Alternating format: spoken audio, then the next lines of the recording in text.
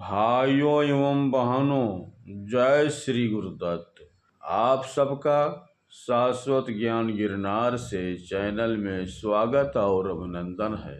भाइयों बहनों, कुरुक्षेत्र के युद्ध क्षेत्र को विशाल सेनाओं के आवागमन की सुविधा के लिए तैयार किया जा रहा था। उन्होंने हाथियों का इस्तेमाल पेड़ों को उखाड़ने और जमीन साफ करने के लिए किया। ऐसे ही एक पेड़ पर एक गौरैया अपने 4 बच्चों के साथ रहती थी। जब उस पेड़ को उखाड़ा जा रहा था तो उसका घोंसला जमीन पर गिर गया, लेकिन चमत्कारी रूप से उसकी संतानें अनहोनी से बच गई। लेकिन वो अभी बहुत छोटे होने के कारण उड़ने में असमर्थ थे। कमजोर और भयभीत गौरैया मदद के लिए इधर उधर देखती रही। तभी उसने कृष्ण को अर्जुन के साथ वहां आते देखा।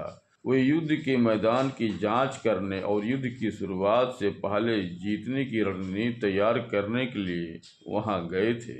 उसने कृष्ण के रथ तक पहुंचने के लिए अपने छोटे पंख फड़फड़ाए और किसी प्रकार श्री कृष्ण के पास पहुंची।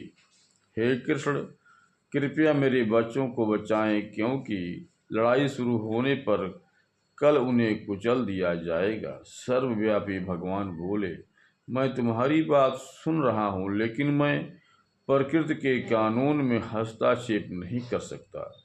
गौरैया ने कहा, हे भगवान, मैं जानती हूँ कि आप मेरे उद्धार करता हैं।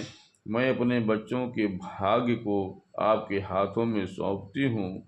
अब यह आपके ऊपर है कि आप उन्हें मारते हैं या उन्हें बचाते हैं। काल चक्र पर किसी का बस नहीं है।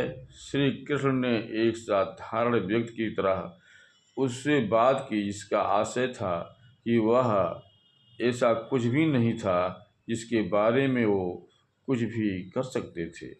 गौरैया ने विश्वास और श्रद्धा के साथ कहा, प्रभु, आप कैसे और क्या करते हैं वो मैं नहीं जान सकती। आप स्वयं काल के नियंता हैं, या मुझे पता है।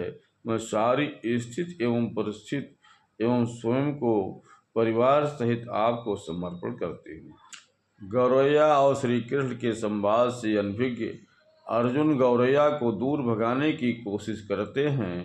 गौरैया ने अपने पंखों को कुछ मिनटों के लिए फुलाया और फिर अपने घोंसले में वापस चली गई। 2 दिन बाद शंख के उद्घोष से युद्ध शुरू होने की घोषणा की गई। कृष्ण ने अर्जुन से कहा कि अपने धनुष और बाण मुझे दो। अर्जुन चौंका, क्योंकि कृष्ण ने युद्ध में कोई भी हथियार नहीं उठाने की शपथ ली थी। इसके अतिरिक्त अर्जुन का मानना था कि वह ही सबसे अच्छा धनुर्धर है। मुझे आज्ञा दें भगवान, अर्जुन ने दृढ़ विश्वास के साथ कहा। मेरे तीरों के लिए कुछ भी अभेद नहीं है।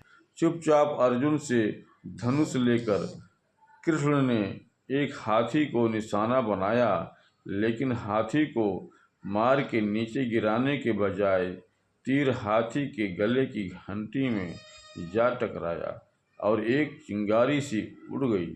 अर्जुन ये देखकर अपनी हंसी नहीं रोक पाए कि कृष्ण एक आसान सा निशाना चूक गए। क्या मैं प्रयास करूं? उसने स्वयं को प्रस्तुत किया। उसकी प्रतिक्रिया को नज़रअंदाज करते हुए कृष्ण ने उन्हें धनुष वापस दिया और कहा कि कोई और कार्रवाई आवश्यक नहीं है। लेकिन केशव, आपने हाथी को क्यों तीर मारा? अर्जुन ने पूछा।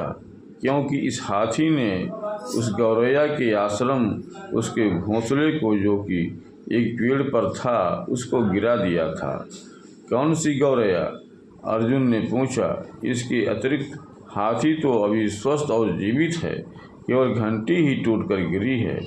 अर्जुन के सवालों को खारिज करते हुए कृष्ण ने उसे शंख फूंकने का निर्देश दिया। युद्ध शुरू हुआ।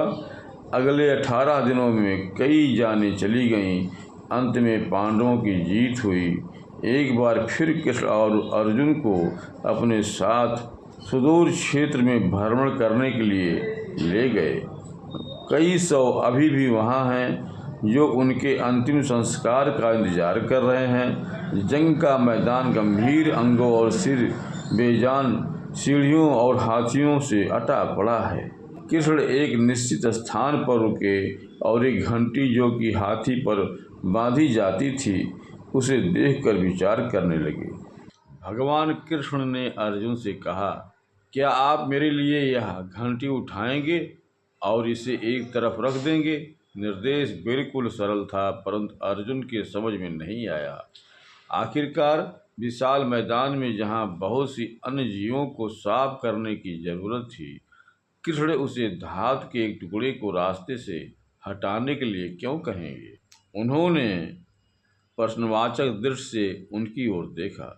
हाँ, यह घंटी, कृष्ण ने दोहराया, यह वही घंटी है जो हाथी की गर्दन पर पड़ी थी जिस पर मैंने तीर मारा था। अर्जुन बिना किसी और सवाल के भरी घंटी उठाने के लिए नीचे झुका। जैसे ही उन्होंने उसे उठाया, उसकी हमेशा के लिए जैसे दुनिया बदल गई। 1 2 3 4 और 5 4 युवा पंछियों और उसके बाद एक गौरैया उस घंटी के नीचे से निकले। बाहर निकलकर माँ और छोटे पक्षी कृष्ण के इर्द गिर्द मंडराने लगे एवं बड़े आनंद से उनकी परिक्रमा करने लगे। 18 दिन पहले काटी गई एक घंटी ने पूरे परिवार की रक्षा की थी। मुझे क्षमा करें हे कृष्ण, अर्जुन ने कहा। आपको मानव शरीर में देखकर और सामान्य मनुष्यों की तरह व्यवहार करते हुए मैं भूल गया था कि आप वास्तव में कौन हैं। भाइयों बहनों, अब मैं अपने शब्दों को यहीं पर विराम देता हूँ। पुनः मिलेंगे अगले वीडियो में। जय श्री गुरुदत्त, जय श्री गुरुदत्त।